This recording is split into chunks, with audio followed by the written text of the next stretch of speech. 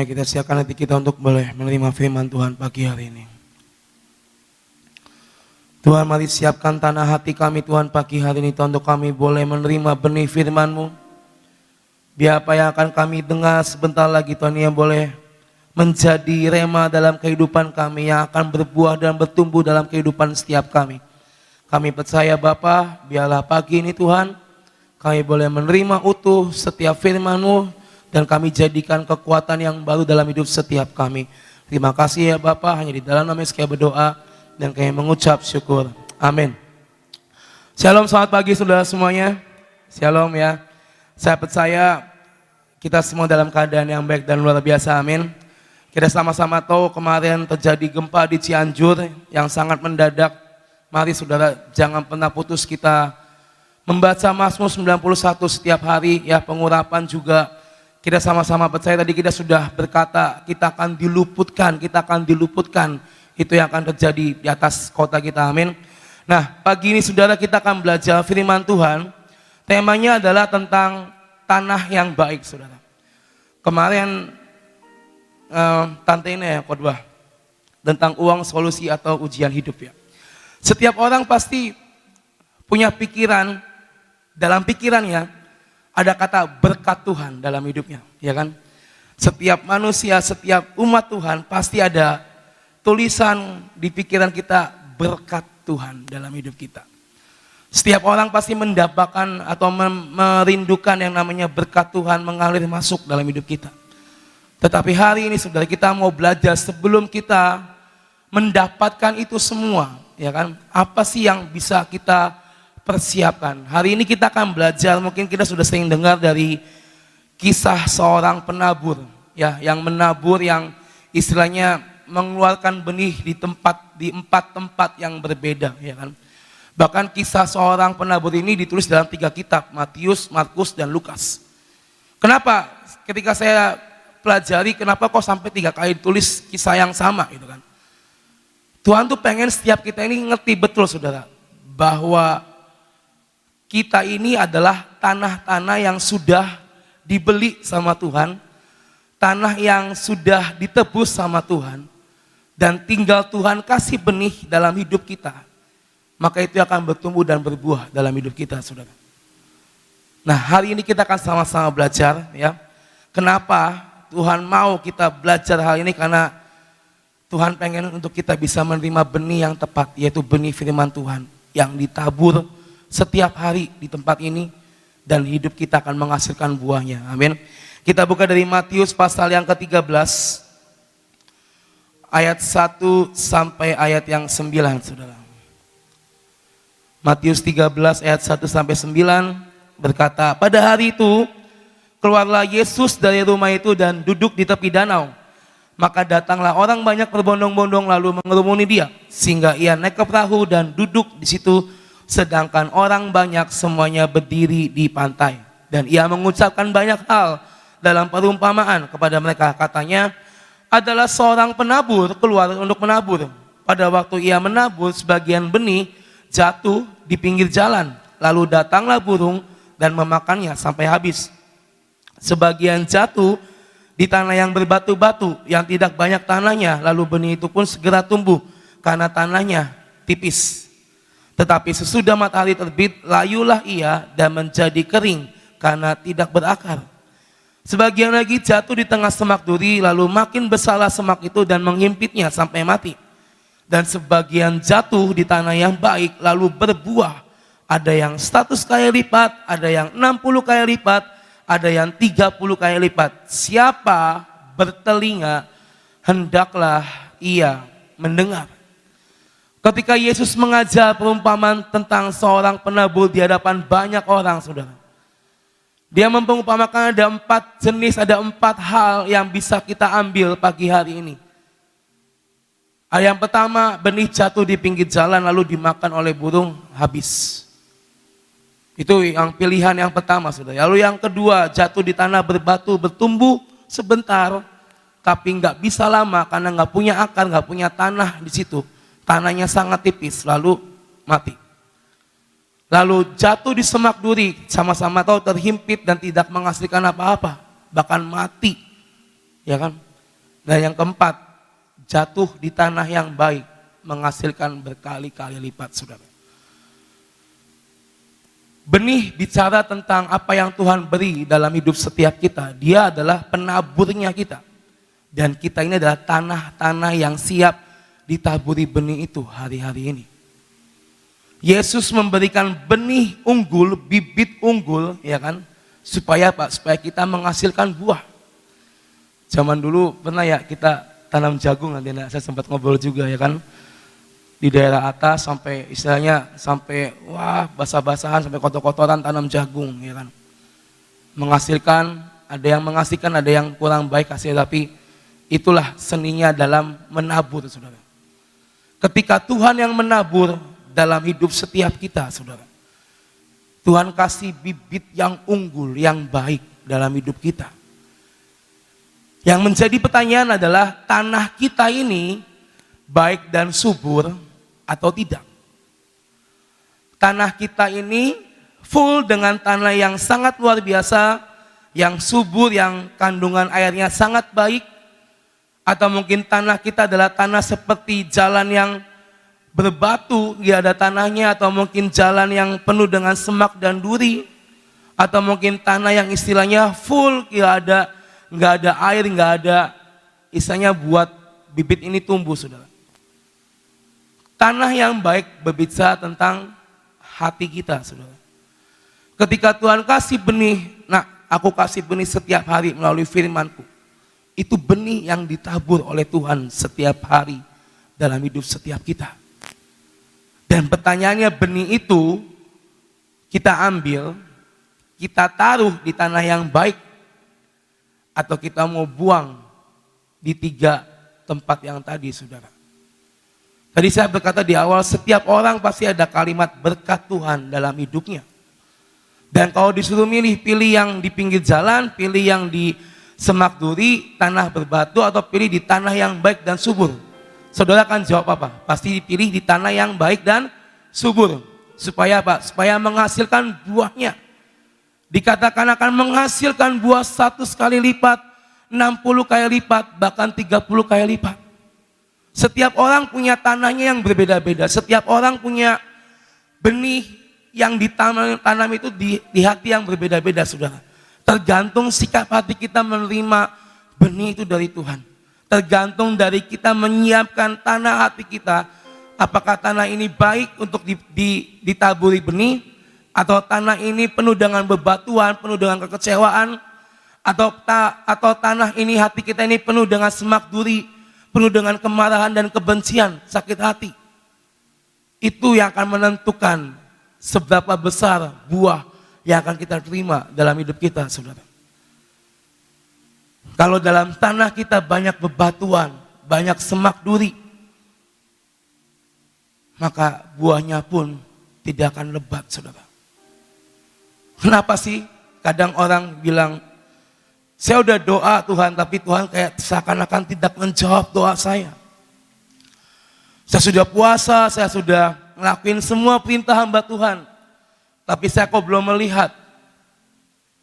Cek diri, cek tanah hati kita, saudara.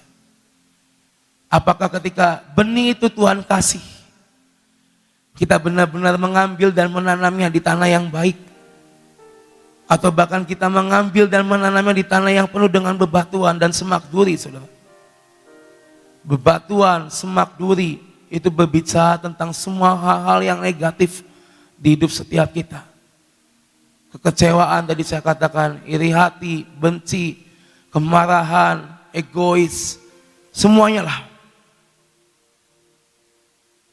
Itu yang gak pernah mungkin bisa kita lepaskan seutuhnya dari kehidupan setiap kita. Tetapi kalau kita mau berkata, Tuhan, biar benih ini aku taruh, aku tanam di tanah hatiku yang baik dan subur. Hatiku penuh dengan hadirat Tuhan. Hidupku penuh dengan hadirat Tuhan. Aku mau Tuhan terus ada di dalam Engkau dan Engkau di dalamku. Maka percayalah, benih itu akan berbuah dalam hidup kita. Tanah yang baik berbicara tentang hidup kita, hati kita. Dan yang namanya seorang penabur benih, gak cuma asal menabur saudara. Dia akan ngecek dulu, lihat dulu tanahnya bagus atau enggak. Saya percaya dulu Tante Ina sebelum menanam jagung juga pasti mengecek tanahnya ya, mengecek lokasinya.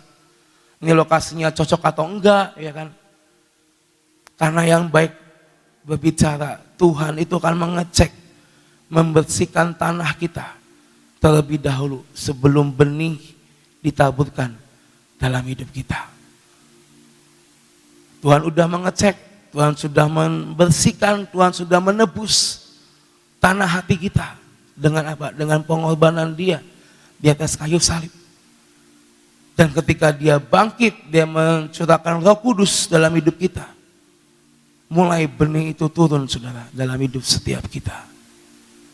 Pertanyaannya, kita menanam di tanah yang seperti apa di hati kita? Lanjut ayat 18 sampai 23.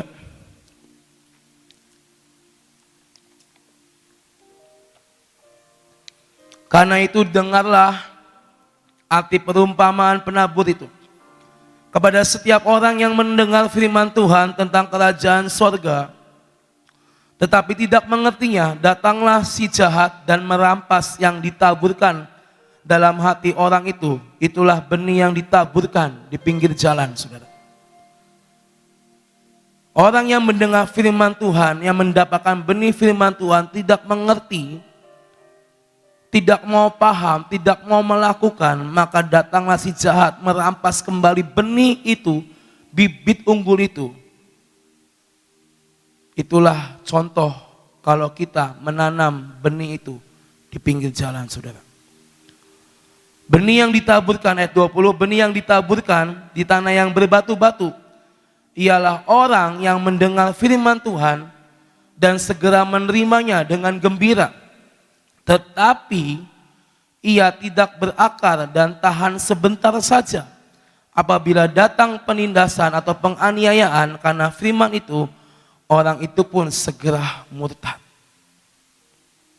Yang ditanam di bebatuan adalah ciri orang ketika dia mendengar firman Tuhan, dia mendapatkan, dia menerima, tapi dia tidak mempelajari lebih lagi. Ibu Nani pernah berkata, pelajari firman Tuhan. Kalau kita dengar firman Tuhan, setel kembali di YouTube, pelajari kembali sampai kita mengerti. Beliau berkata, kalau kita mendengar di tempat ini mungkin pengertiannya nggak full, ya kan? Tapi kalau kita di rumah, kita lagi istilahnya tidak sibuk, kita pelajari kembali sampai mengerti ini firman ini maksudnya ini apa. Dan kalau kita menjadi orang yang dengar firman, terima firman, senang, ketika mungkin ada didikan datang, proses datang, kehidupan yang istilahnya gak diharapkan datang, dia menjadi lupa akan firman yang dia dapat. Dan apa endingnya? Dia akan meninggalkan Tuhan.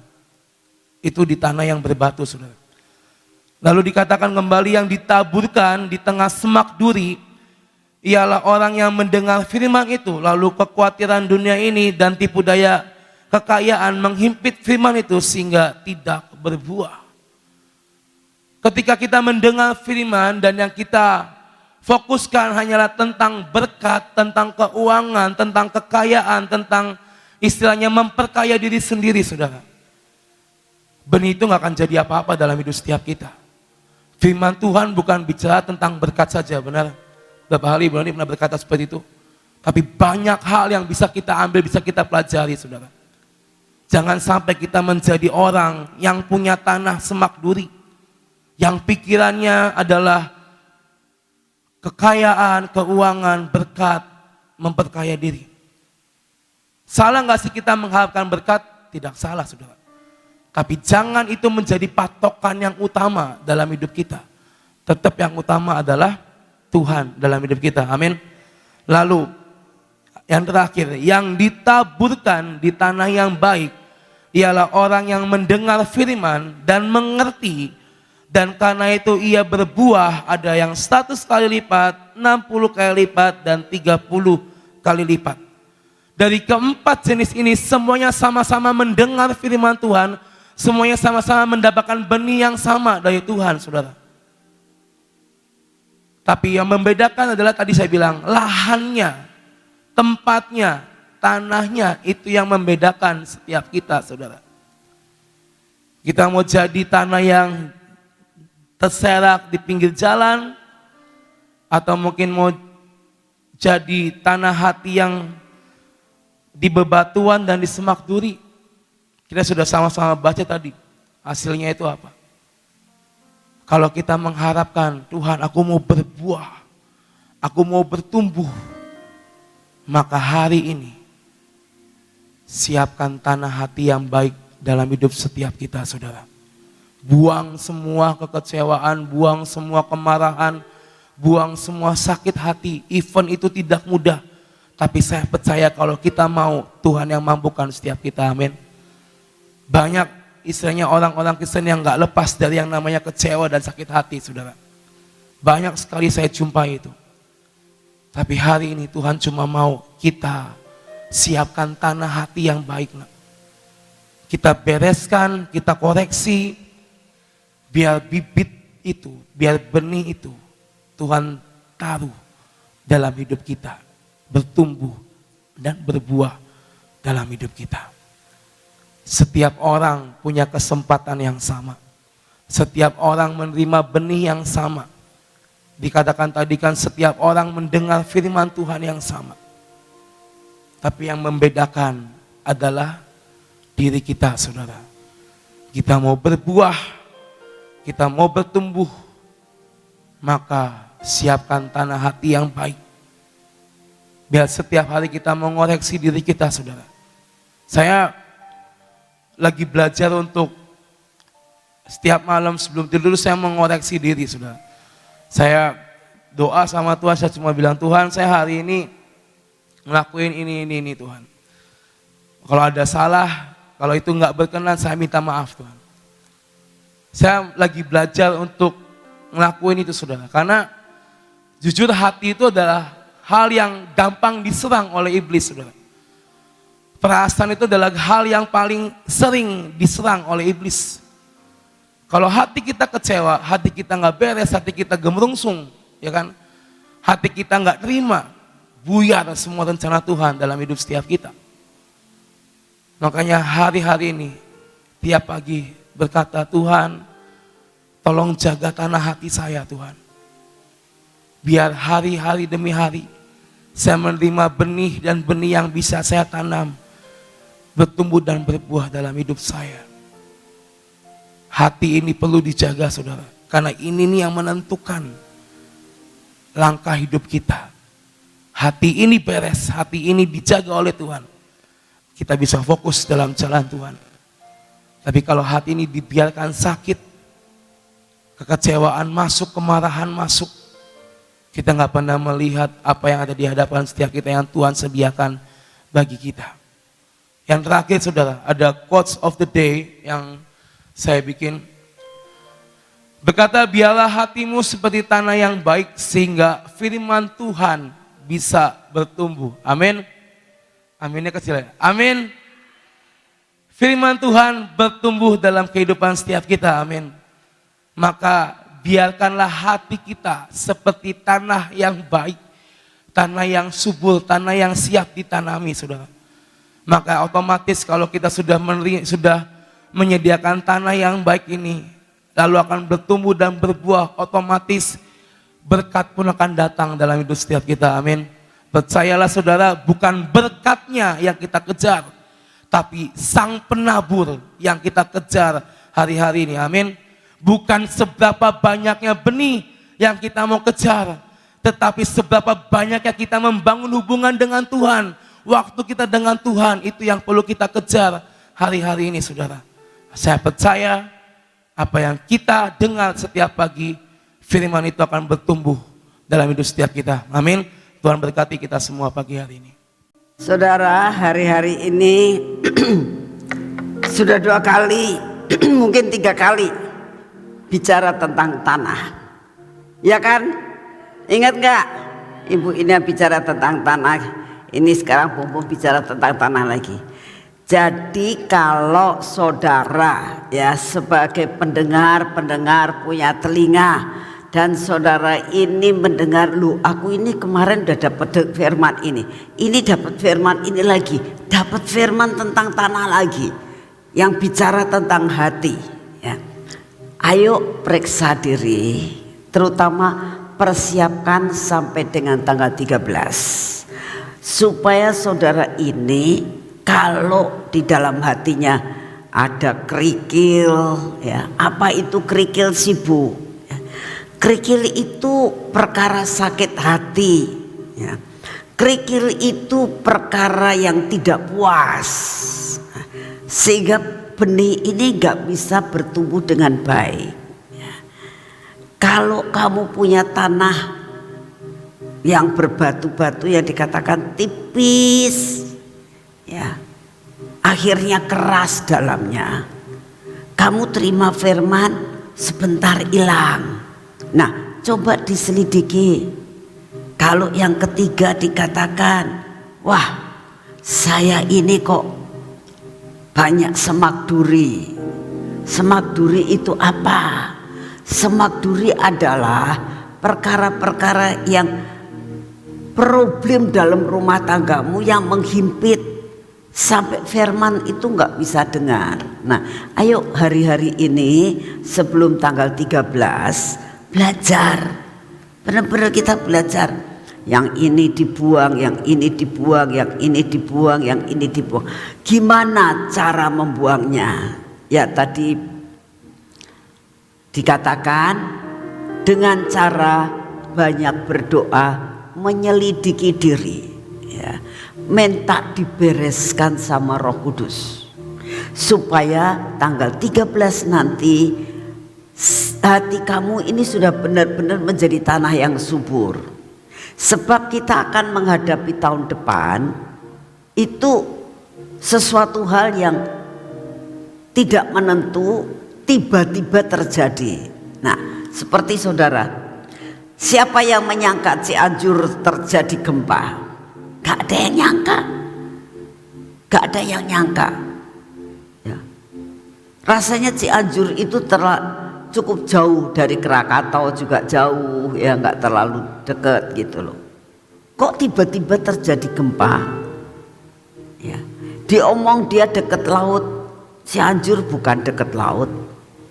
Cianjur daerah tinggi, daerah pegunungan ya, daerah yang bukan pegunungan ya, daerah yang tidak merupakan daerah pantai. Kok bisa terjadinya mendadak? Nah, begitu juga dalam kehidupan kita untuk tahun depan. Bisa terjadi sesuatu hal yang mendadak. Nah, kalau kita punya tanah yang subur, nanti mendapatkan banyak perlengkapan, kita bisa tahu, oh kalau begini cara penanggulangannya begini, kalau ini cara penanggulangannya begini. Itu semua akan diterangkan nanti tanggal 13. Jadi saya harap kalau kita itu sebagai anak Tuhan belajar benar-benar meresponi. Kemarin diceritakan tentang tanah, ini tanah lagi, ini tanah lagi. Kalau sampai 2-3 kali berarti ada sesuatu yang perlu dikoreksi dalam hidup kita. Amin. Yuk kita berdoa. Bapa, kami mengucap syukur untuk firman-Mu, kami mengucap syukur untuk pujian dan penyembahan. Kami mengucap syukur kalau setiap pagi ya Tuhan, kami masih boleh berada di tempat ini. Kami boleh mendengar firman-Mu, kami boleh mengisi hidup kami Tuhan. Selalu Engkau memberikan peringatan-peringatan, Engkau memberi clue-clue kepada kami, sehingga kami harus mengerti apa yang harus kami lakukan. Terima kasih Bapak untuk semua dan semuanya ini. Bapak yang di surga, Engkau tahu keadaan yang ada di Cianjur. Kami berdoa saat ini, biarlah pemerintah secepat mungkin menangani masalah ini Tuhan, sehingga banyak sekali yang terjadi musibah ini dapat tertanggulangi. Terima kasih untuk semuanya. Kami berdoa pada saat ini, kami tidak tahu apa yang bakal terjadi, tetapi kami percaya bahwa Engkau akan membuat perbedaan dengan hidup kami yang benar-benar hidup berkenan di hati-Mu. Jadikan kami anak-Mu yang tetap melekat kepadamu. Bapa yang di surga, saat ini kami berdoa buat sebentar sore Tuhan. Kami minta udara yang baik, tidak hujan tapi tidak terlalu panas. Biarlah jangan sampai banjir Tuhan, sehingga kami tidak akan terhalang dengan kami beribadah pada sore hari ini. Terima kasih untuk kasih setiamu. Kami berdoa untuk Pak Kris Muntu yang akan menyampaikan firman-Mu. Biarlah kebaktian pada hari ini adalah kebaktian yang berkenan di hati-Mu. Terima kasih untuk semuanya. Bapak, kami tetap berdoa buat segala cuaca yang saat ini ada. Kami minta di dalam nama-Mu daya tahan tubuh yang baru Tuhan. Berikan kepada kami daya tahan tubuh memasuki akan hidup kami, mengusir semua yang tidak baik yang ada dalam tubuh kami ini. Semua virus, semua baksil, semua perkara-perkara yang tidak baik, segala sakit penyakit Engkau usir Tuhan dengan daya tahan tubuh yang Kau berikan buat kami. Keadaan cuaca apapun tidak akan mempengaruhi kami Tuhan, karena ada daya tahan tubuh ilahi yang ada dalam hidup kami. Terima kasih untuk kasih setiamu. Segala puji, hormat dan syukur kami naikkan di hadapan-Mu Tuhan. Dalam nama Tuhan Yesus, mari kita masuk dalam pengurapan.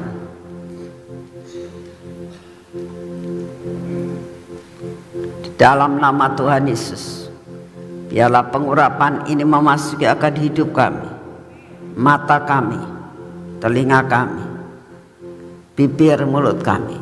Semua yang tidak baik dalam hidup kami Engkau hancurkan Tuhan.